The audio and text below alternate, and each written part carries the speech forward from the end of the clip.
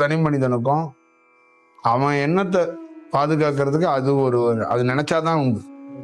நான் நினைச்சாங்கிறதோட அது நினைக்கணும். என்ன நீ பார்க்க வரணும், அப்புறம் என்ன நீ புரிஞ்சுக்கணும், என்ன நீ உணரணும், எனக்குள்ள நீ ஒரு வேலை பார்த்துட்டு போகணும். அப்படியெல்லாம் இருக்கு. புரியுதுங்களா? திடீர்னு நடராஜர் எனக்குள்ள உட்காந்துருப்பாரு. நீ நடராஜர் நடராஜரும்ப, எனக்குள்ள நீ வள்ளலார் உட்காந்துருப்பாரு. நீ அவரை புகழ்ந்துட்டு எங்க ஐயா மாதிரி வருமா, எங்க சாமி மாதிரி வருமான்னு நீ சொல்லிட்டு இருப்ப. அப்ப அவங்க என்ன பண்ணுவாங்கன்னா அதெல்லாம் லைக் பண்ண மாட்டாங்க. புரியுதுங்களா? ஒன்ன சொன்னானா என்ன சொன்னானா அவரே உள்ள வந்திருப்பாரு.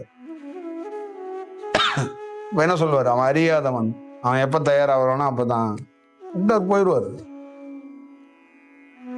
புரியுதுங்களா? சில ஞானிகள்லாம் வீடு வரைக்கும் கொடுக்க வேண்டிய பொருளை கொடுக்காம திரும்பி போனவெல்லாம் தான். அவங்ககிட்டே போய் நீங்க தத்துவத்தை பேசுனீங்கன்னா, உங்களோட நல்ல ஞானிகள்லாம் நாங்க பார்த்துருக்கோம் அப்படின்னு அவன்கிட்டே போய் சொன்னீங்க வச்சுங்களேன், நீங்க எவனை சொல்றீங்களோ அவன் தான் அவன் உடம்புல இருந்திருப்பான். போக அப்படியா, சரி சரி நீ அவனையே பாரு அப்படின்ட்டு போயிடுவான் அவன். எல்லாம் இருக்கு, கண்டே பிடிக்க முடியாது. அதுதான் தன்னுடைய சுயம்பால தான் கர்ணம் போட்டு வரணும்.